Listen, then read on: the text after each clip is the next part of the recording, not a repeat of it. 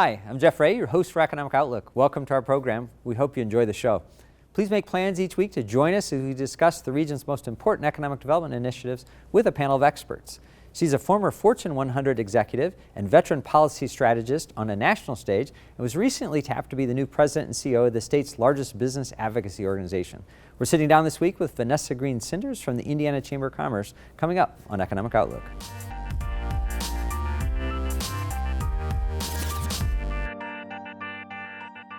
The Indiana economy is thriving, with major investment happening in all corners of the Hoosier State.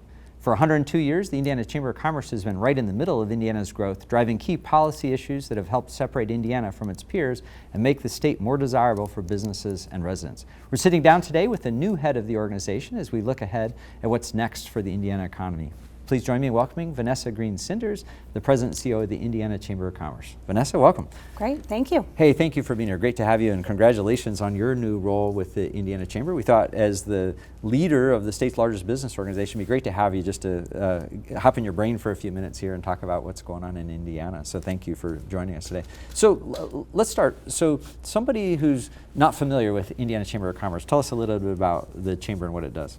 So as the largest statewide business organization, first and foremost, we are focused on advocacy and focused on advancing the mission of the Chamber, which is to cultivate and maintain that world-class environment where Hoosier enterprises and citizens prosper and we can continue to have economic growth for the state. So advocacy is first and foremost, whether it's at the State House or the Governor's Office, state agencies, but we also have lots of programs to support our members and help our member companies comply and understand different rules and regulations, deal with, an issue we increasingly hear about workforce, how do we address workforce, and really kind of make sure we provide that member value. Great. So let's talk just for a second about your members, because my guess is they cover a broad geography and a wide array of industries. Tell us a little bit about just like who are your members? So we have member companies from across the state, in total about 4,000 member companies, and I love to talk about the fact that 57% of our members are less than 50 employees. So not only do we have the largest businesses in the state, but we also have the smallest businesses, and I think that for the Chamber, one of the most important things to do is make sure that we are representing businesses of not only all sizes, but also across all regions and counties, all 92 counties. And so one of the reasons I was so excited to be with you today is I am, as I embark on this role, kind of wanting to make sure I travel around and interact and hear from businesses and leaders in all parts of the state. So I was happy to be in South Bend today. Well, we're thrilled to have you. We're excited about the energy you've brought into the Chamber so far, and we look forward to a long and prosperous time with you. So let's back up, and we'll talk more advocacy in a second, but let's go to you. So you, this is a new assignment to you. So tell us a little bit about sort of what you were doing ahead of this, and maybe what attracted you to not only this job at Indiana. Good. So many folks know I am a Hoosier by choice. So I grew up in Massachusetts in a small town outside Boston, and I spent 20 years in Washington, D.C., which we can get into. But after 20 years there, my husband, he is a native Hoosier. He grew up in Clay City, went to ISU, and worked for former Senator Dick Lugar for a long time. We met in Washington, D.C., and in the beginning of 2022, we decided we were ready for a change, and as everyone in Indiana knows, Indiana checks all the boxes for a family. We have a 6-year-old and a 9-year-old, 2 boys, and we were ready to make a change and move home, as my husband likes to call it. And so we settled in Indianapolis, and I started to think about what I wanted to do, and it is such an honor to be able to work for the Chamber and help support this great mission and help work with lots of leaders on moving the state forward. You know, it's interesting. You mentioned, or we talked briefly about this is an organization that's been around for a couple years and continues to evolve as the needs of the business community are evolving. So in my own job, I think sometimes what I love is every day is a little bit different, right? And the needs of everybody are different. But so talk just a little bit about just the. So now you've been in it for a week or two, and a little bit more, probably a month. Yes, officially a month. Exactly. So as you're going around the state, as you're meeting people, talking to businesses and stuff, give us maybe some first impressions from your new role. So, I mean, I would say every day that I am meeting with leaders and business owners, I get more energized and excited about the opportunity. One of the things I think that, has struck me coming into this role and coming into Indiana as a relative newcomer is just how much Hoosier pride there is in the state, how much support, investment, desire to make sure Indiana is the best place for people to live, businesses to operate, and it is just really exciting to be part of an organization that is helping further that mission. And so when I have been traveling around the state, I think, folks like to talk about the role that we play in advocacy. Also, we talk about member engagement and making sure that the Chamber, as a membership organization, how can we engage our members to support and help them and also help the state? And big for me is also partnerships, how we can work together with other organizations, whether it's the local and regional chambers and economic development organizations or other regional and state leaders, again, to move the state forward. So I hinted in my opening just about the important role the business community played as a thought leader and as the driving policy that helped Indiana grow and thrive. So whether it's business or tax policy or different things, and so more of just kind of this high-level question: how's Indiana doing, like in this space, right? Like I think everybody at home is like often wondering, how are we doing? How do we compare? What's going on? The Chamber's taken a very active role in sort of not only setting a policy agenda, but sort of keeping track on our progress towards goals. Speak a little bit to that. Sure. So I think this is a good opportunity to highlight. So to think about where the state needs to go in the future and how to measure that. The Chamber has put out 3 economic vision plans, economic strategic plans for the state. The third one was just released last August. It's called Indiana Prosperity 2035. It lays out 6 key areas that the state needs to work on to continue moving forward. First and foremost, workforce and the talent pipeline.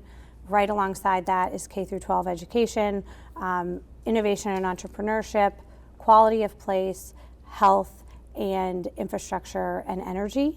And so, I think when I look at those issues and when we look at the data, we released a report card on those 6 issues last November. I think, the business climate from a tax and regulatory perspective is really good.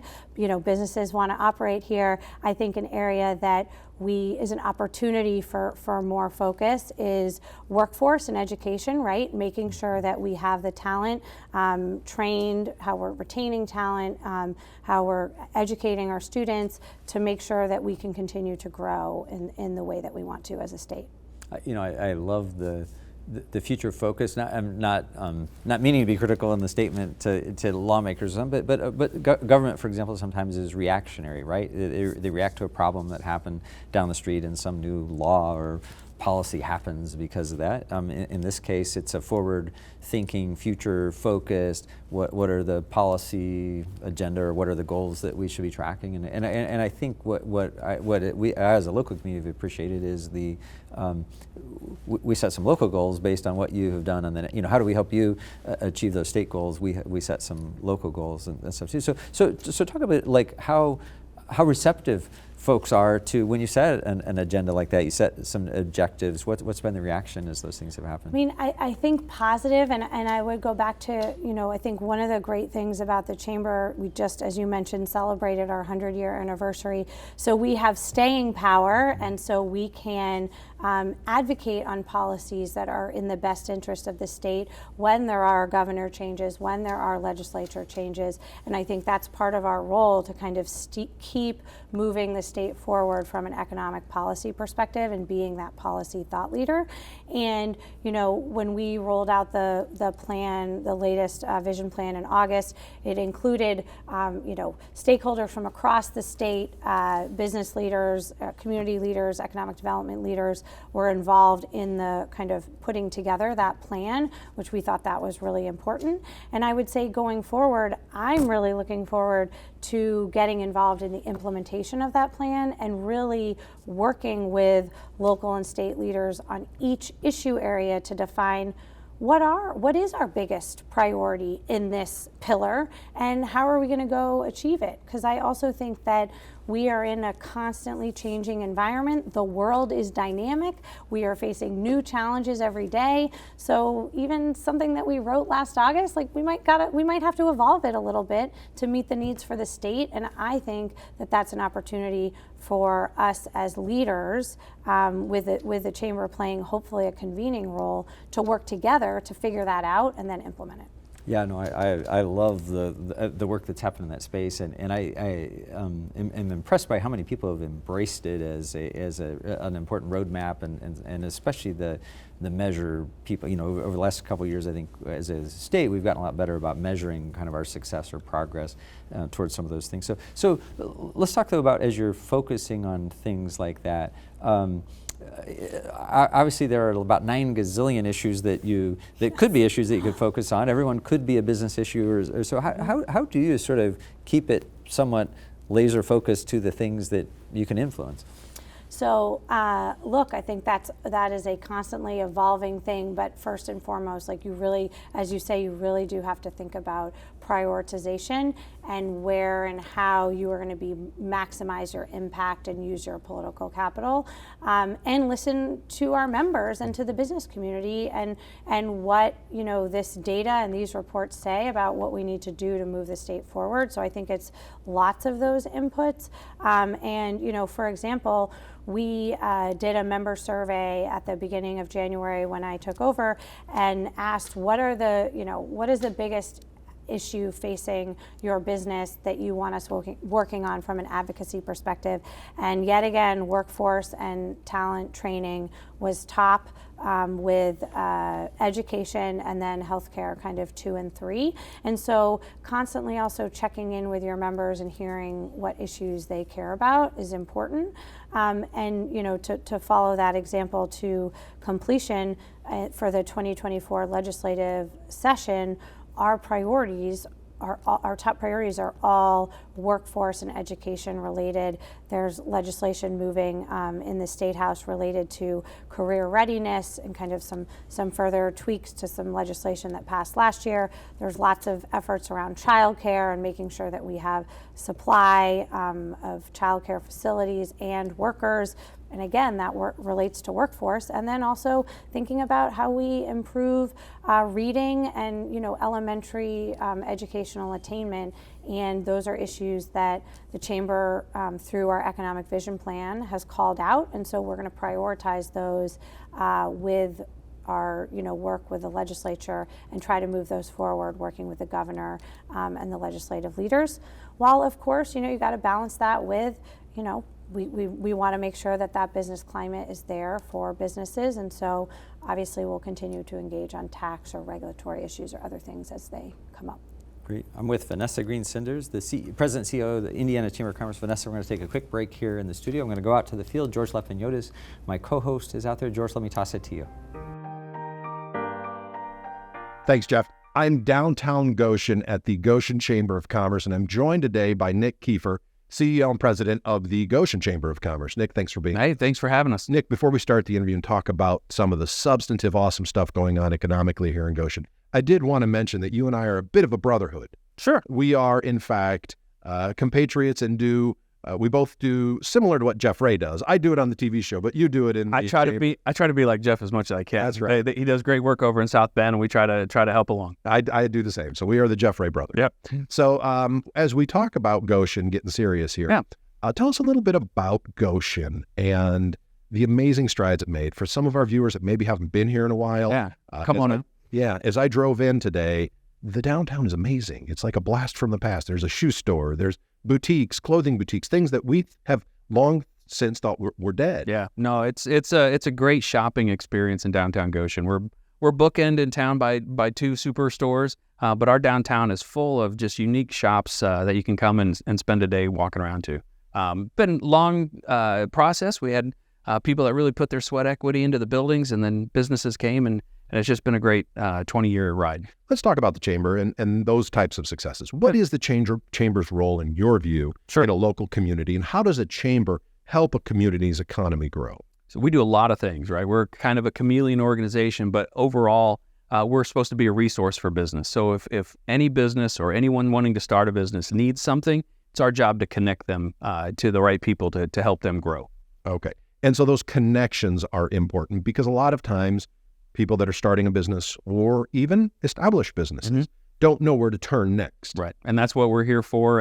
And so we have a vast array of support systems and different programs that can help them, but also point them in the right direction to grow their business. So I understand that in addition to the downtown, which you guys have the first Fridays, those are still going on? Still going on, 17 years. All right, so people can come down every first Friday of every month. Every month, 5 to 9, lots of different activities, things to do, but just a really fun atmosphere. And sponsored by the Chamber. So. Yes, Chamber and a couple others downtown, yep. Awesome. And that's a great way to experience the downtown. But again, there are other projects going on in Goshen. Yeah, we have a few development projects coming along. The Chamber is actively involved with. We have some housing developments that are happening. So it's kind of, when I said chameleon organization, that's what we're about. So we have to make sure we have all the resources a business needs. So that's housing for their employees. It's shops for their employees to take advantage of, and so just kind of constantly working on those projects. So Nick, we know the RV industry is a big part of Goshen. What type of support do they need that really is unique to a Chamber that maybe some other communities don't experience? Well, I mean, the vastness of their employment, right? So largest employers in town. So it's making sure that they have the necessary things to solidify their business. So we work with City Hall and the mayor's office to make sure that the infrastructure's where it needs to be, so that they can grow and expand when they need to. We work with kind of in the HR field, so we'll do some hiring and firing type seminars. We'll do some educational seminars for HR professionals, those type of things. But yeah, just really making sure we have a solid ecosystem of programs for those companies to take advantage of. Yeah, that makes a lot of sense. And when we, while what you do here in Goshen is a big part of your mission, we also, the Chamber does more than that, right? You reach outside of the community.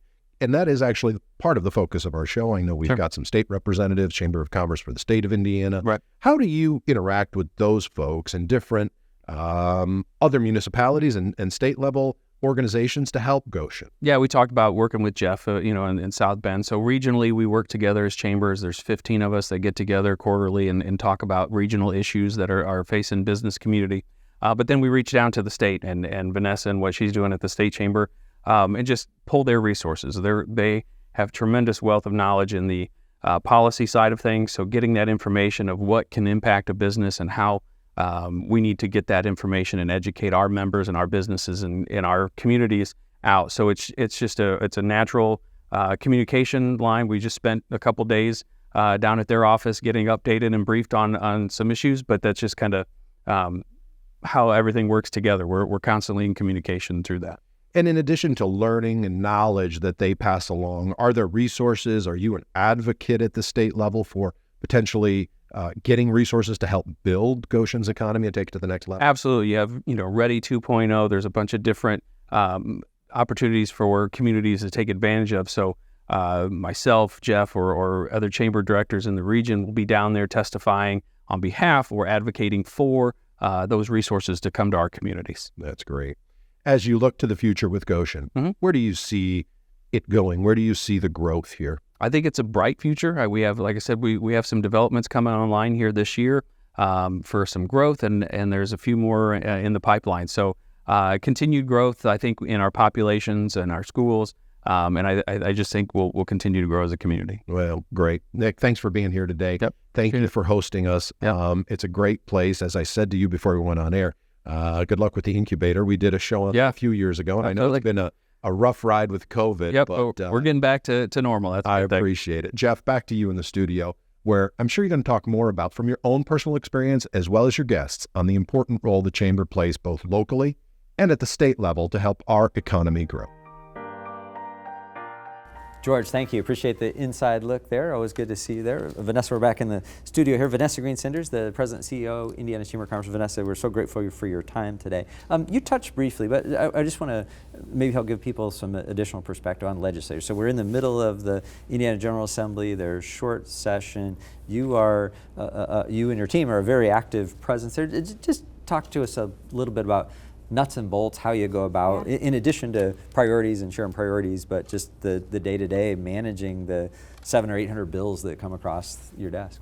Sure. Well, as you mentioned, we have a team. I do not do this alone, and we have 5 policy experts and wonderful lobbyists who are each focused in their own issue area and who have great relationships with legislators and the governor's office and state agencies, and they are out there up at the State House all the time during session, interacting with legislators, staff, talking about the issues that we care about, sometimes testifying, and then calling me in when they need me. That process is all driven back to priorities. We put out a legislative agenda every year. It's on our website if anyone wants to go take a look at it. And this year, again, we really tried to prioritize the issues that we're hearing most from members about workforce, and kind of lay our position out on those bills while also making sure that we cover other issues and pieces of legislation that impact the business community.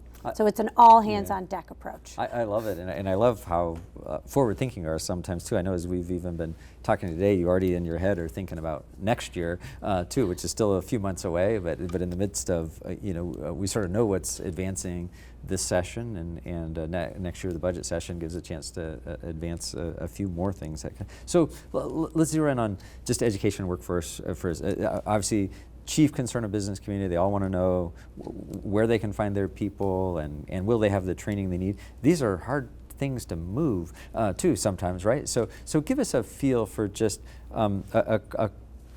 maybe at just very high level, because I know some of it's really detailed, just sort of some of the education or workforce priorities, some of the things that bubbled up to the top of your agenda that are key to this discussion.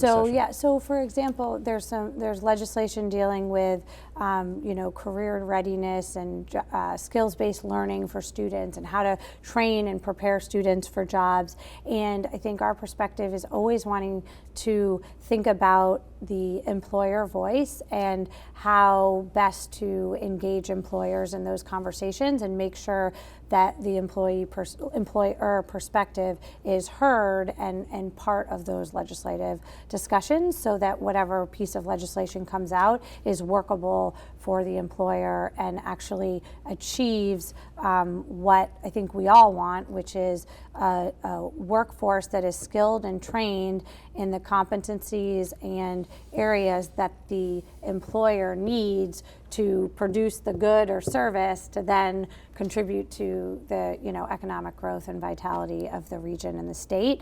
And one thing I would come back to, you talked about forward looking and kind of our, what we're doing at the State House, and I would be remiss if I didn't mention, while it is 2024, I'm thinking about 2025 and the new governor and the legislature, and again, how can the state chamber, working with our local and regional partners and the business community, think about what are those big economic policy issues that we want to address, hearkening back to our economic vision plan that we can work on with the legislature and the new governor and help advance in 2025. So planning for 2025 is underway too. I love it. It's interesting as I talk to leaders in other states, I think the perception in Indiana is we're a little more advanced thinking or further thinking, and so imitation is the best form of flattery. I see many trying to duplicate our programs. In our last couple of minutes, let's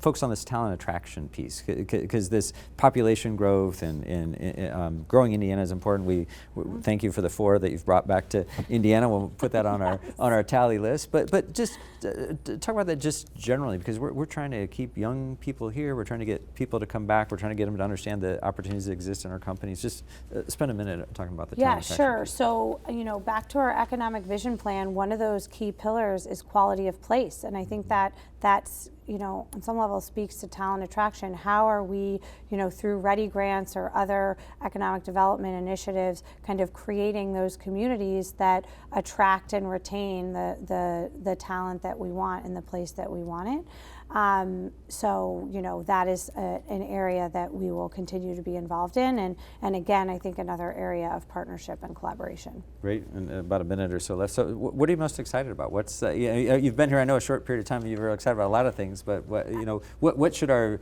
viewers be excited about here in the future of Indiana? I mean, I think that Indiana has so much opportunity to continue being the best place for people to live, work, and come visit, and businesses to operate. And I just get excited about being able to work with such great leaders and folks here in the state to help do that.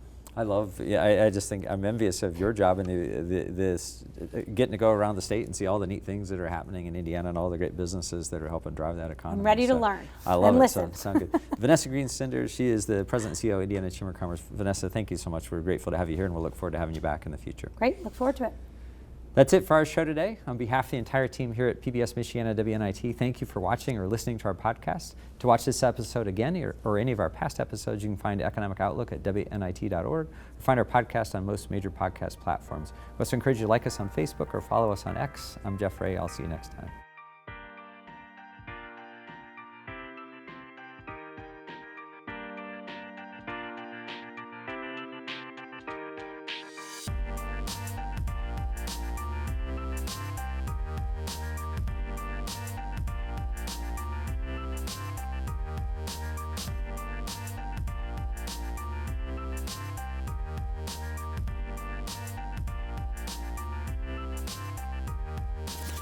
This WNIT local production has been made possible in part by viewers like you.